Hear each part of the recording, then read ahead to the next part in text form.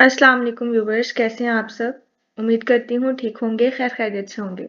तो हम स्टार्ट करते हैं अपना नेक्स्ट पार्ट। वो कह के रुका नहीं, बाहर निकल गया। वो वहीं बैठी सीढ़ियों पे इसके कदमों की आवाज सुनती रही। वो नीचे जा रहा था। फिर इसने गर्दन लॉन की तरफ मोड़ी।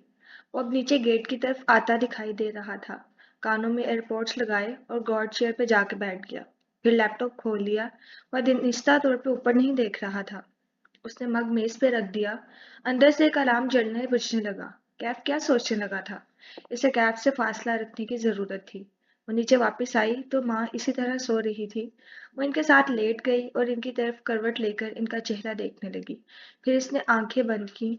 जहन से कैफ और इसकी बातों को झटक के वो इस दिन में वापस चली गई। वो माही, मोईद और माँ के साथ एक कंबल में बैठी थी। पलंग के दरमियान में एक बड़े प्याले में चलगोजे रखे थे। इस हफ्ते जमाने की बात थी। मुईद और वो चलगोजे निकाल निकाल के खा रहे थे और माँ, जो स्वेटर के ऊपर शाल ओढ़े बैठी थी, बार बार मुईद को टोक रही थी। छिलके अलग शापर में डालो, मिक्स ना करो।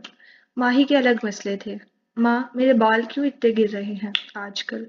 वो बालों में हाथ फेरती रूहांसी होके कह रही थी, इसलिए कहती हूँ डाई ना करो और ज़्यादा मोबाइल ना इस्तेमाल करो। माँ के नज़दीक हर मसले की जड़ मोबाइल था। माँ क्या है यार, ऐसे ही मेरे बाल गिरते रहे तो मैं गंजी हो जाऊंगी।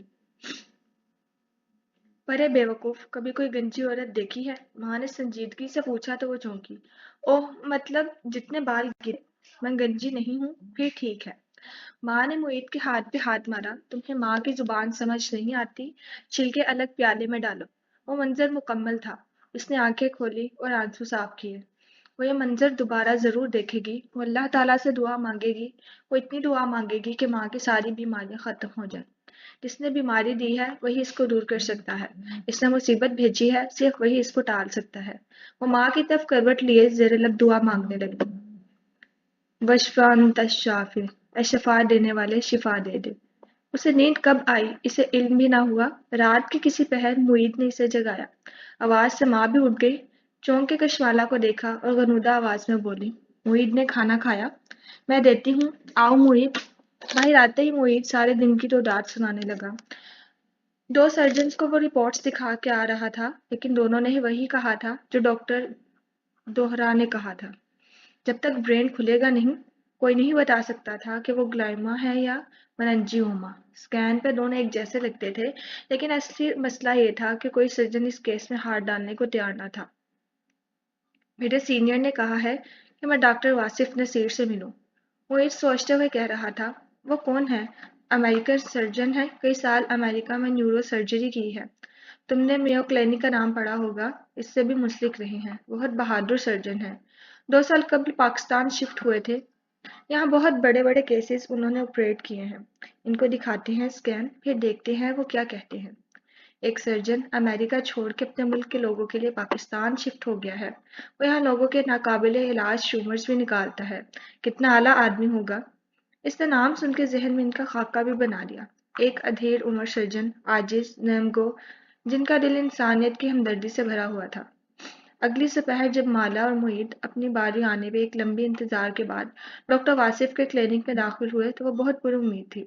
डॉक्टर वासिफ यकीनन इनको तसल्ली देंगे। ग्लाइमा है तो क्या हुआ, वो इसको भी निकाल लेंगे। डॉक्टर वासिफ दराज कद के स्मार्ट आदमी थे। बाल कलमों से सफेद और उम्र 50 के लगभग थी। आधे आस्तीन की पोलो शर्ट पहने हुए थे। कोट पीछे लटका था। इनको आते देख के शनासाई से बोले, आ गए हो मोहित। इससे यकीनन पहले कहीं मिल चुके थे। इनकी आवाज रोबदार और ऊंची थी। ऐसी आवाज जो कोसों दूर से पहचान ली जाए। जी, ये मेरी सिस्टर है कशमाला। आप भी डॉक्टर हैं। साथ ही रिपोर्ट्स लेने के लिए हाथ बढ़ाया। नहीं, लेकिन बन जाऊंगी। मोहित के हाथ में स्कैन थे। MRI की रिपोर्ट कशमाला के हाथ में थी। इसने रिपोर्ट इनकी तरफ बढ़ा दी। डॉक्टर वासिफ ने रिपोर्ट के लिफाफे को एक नज़र देखा और फिर इसे डस्टबिन की तरफ उछाल दिया। मैंने आज तक किसी रेडियोलॉजिस्ट की बनाई हुई रिपोर्ट नहीं पढ़ी। MRI स्कैन दिखाओ। अंदाज संजीदा और कटी था। मोहित जल्दी जल्दी स्कैन दिखाने लगा। वो अलबत्ता चेहरे पर नागवारी लिए पीछे होकर बैठ गई। How rude. क्लिनिक में दीवार पे एक सफेद रोशन चौकट्टा लगा था। डॉक्टर वासिफ कुछ देर काले अक्षर जैसे स्कैन को वहां लगा के देखते रहे। वीडियोस भी देखी। ان سب میں ماں کے برین کو ہر اینگل سے دکھایا گیا تھا۔ بس دو رنگ تھے، سیاہ اور سفید۔ یہ وہ رنگ تھے جنہیں صرف سرجن پڑھ سکتے تھے۔ معید بہت کچھ انہیں پہلے ہی ای میل کر چکا تھا اور یہ سب اب دوسری دفعہ دیکھ رہے تھے۔ ڈاکٹر دوہرا کا کہنا ہے کہ یہ گلائمو ہے، معید نے کنکار کے بعد کا آغاز کیا۔ ڈاکٹر وہرا بوڑھے ہو رہے ہیں۔ ڈاکٹر واصف واپس کرسی پہ آ کے بیٹھے اور آرام سے انداز میں اطلاع دی۔ یہ گلائمو نہیں ہے، یہ مننجیوما ہے۔ ان دونوں کا سانس رک گیا، ساری دنیا ٹھہر گئی۔ مننجیوما وہ ٹیومر تھا جو قابل علاج تھا۔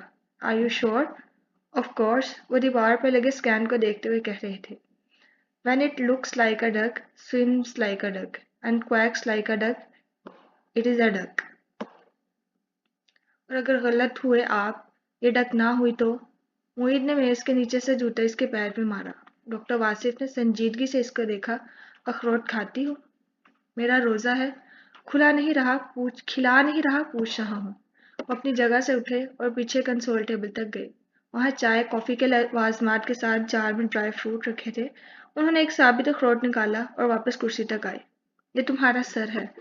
اخروٹ انگوٹھے اور انگلی کے درمیان پکڑ کے اسے دکھایا۔ اخروٹ کا چھلکا تمہاری کھوپڑی ہے، تمہارے سر کی ہڈی۔ پھر انہوں نے دو انگلیوں کے درمیان اخروٹ دبایا تو چھلکا ٹوٹ گیا۔ وہ کاغذی اخروٹ تھا۔ صفائی سے آدھا چھلکا الگ کیا کہ گری برقرار رہے۔ بالکل انسانی دماغ کی شکل کی گری اخروٹ میں پوری لگی نظر آ رہی تھی۔ یہ گری تمہارا برین ہے۔ اس گری اور چھلکے کے درمیان پانی ہوتا ہے جس میں یہ گری تیر رہی ہوتی ہے۔ ابھی اس نے میز پہ رکھا آدھا خالی خول اٹھایا۔ اس کے اندر دیکھو۔ اس نے غور سے دیکھا، وہ خالی تھا۔ اس خول کی اندرونی تہہ وننجی کہلاتی ہے۔ وننجی اور تمہاری برین کے درمیان میں صرف پانی ہے جس میں برین تیر رہا ہے۔ سمجھ آیا؟ اس نے اس بات میں سر ہلایا۔ اب وہ کم مغرور لگ رہے تھے۔ اگر اس خول کو کیڑا لگ جائے یعنی ٹیومر تو وہ مننجیوما کہلاتا ہے، یعنی مننجی کا ٹیومر۔ یہ بڑے ہونے میں کئی سال لیتا ہے اور آہستہ آہستہ گری یعنی برین پہ پریشر ڈالتا ہے اور اسے اس کی جگہ سے سرکانے لگتا ہے۔ اس وجہ سے انسان کے دوسرے کام متاثر ہوتے ہیں، جیسے یادداشت وغیرہ۔ یعنی مننجیوما اصل میں سر کی ہڈی کا ٹیومر ہے، برین کا نہیں۔ یہی سمجھ لو۔ اور رہا گلائمو تو انہوں نے دوسری طرف کا چھلکا بھی اتارا تو اخروٹ کی گول مکمل گری ہاتھ میں آ گئی۔ یہ گری تمہارا برین ہے۔ اس گری کے اندر بننے والا ٹیومر گلائمو کہلاتا ہے۔ کیونکہ وہ برین سیل سے بنتا ہے، وہ کسی بیرونی ہڈی یا لیئر کا ٹیومر نہیں ہے بلکہ برین کے اندر کا ٹیومر ہے۔ اس لیے گلائمو کا کوئی علاج نہیں ہوتا، نہ اس کی سرجری کا فائدہ ہوتا ہے۔ گلائمو کو نکالیں گے تو ساتھ برین کا کوئی حصہ بھی کٹ جائے گا۔ اس سے مریض مفلوج ہو سکتا ہے اور گلائمو مکمل نہیں نکل سکتا، وہ بہت تیزی سے پھیلتا ہے۔ لیکن ماں کو مننجیوما ہے؟ اس نے پھر سے تصدیق چاہی۔ اصل برین تو برین کھول کے معلوم ہوگی، لیکن میں مننجیوما کو پہچانتا ہوں، یہ گلائمو نہیں ہے۔ ہم اس کو سرجری کر کے نکال لیں گے، تھوڑا سا حصہ ہمیں اندر چھوڑنا پڑے گا، لیکن اس کو بڑھنے میں 20-25 سال لگیں گے۔ ابھی پچھلے اتوار میں نے ایک 7 سال کے بچے کی یہی سرجری کی ہے۔ وہ معید کو بتانے لگے۔ اس کی ڈیورا کا کچھ حصہ ریموو کیا ہے کہ وہ ٹیومر بن چکا تھا۔ آج وہ ڈسچارج ہو کے ماشاءاللہ گھر چلا گیا ہے۔ پھر ہم کب کروائیں سرجری؟ معید پر امید ہو گیا، البتہ اس کا دل اوپر نیچے ہو رہا تھا۔ کل لے آؤ، وہ اسی عام انداز میں بولے۔ کل؟ بلکہ نہیں، کل مجھے ایک شادی پہ جانا ہے۔ پرسوں سنڈے کو لے آؤ۔ سنڈے ذرا ریلیکس ڈے ہوتا ہے۔ صبح 9 سے 1 بجے تک میری 2 سرجریز ہیں، ان سے فارغ ہو کے میں تمہاری امی کی سرجری کر لوں گا۔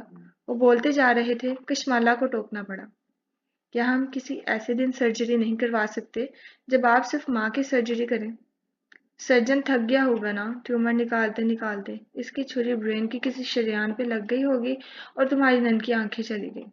ڈاکٹر واصف نے صرف ایک نظر اس پہ ڈالی اور واپس معید سے بات کرنے لگے۔ وہ مزید کچھ کہتی، لیکن معید نے اس کے پیر کو اپنے جوتے سے دبایا۔ سنڈے کو انہیں لے آؤ، صبح 6 بجے این پی او کروا لینا۔ پچھلی رات ذیابیطس کی دوا نہیں دینی، نہ انسولین لگانی ہے۔ وہ ہدایات دے رہے تھے اور مالا شدید غیر آرام دہ تھی۔ کیا تھا یہ آدمی؟ مطلب میری ماں کی سرجری ہے، کوئی مذاق نہیں۔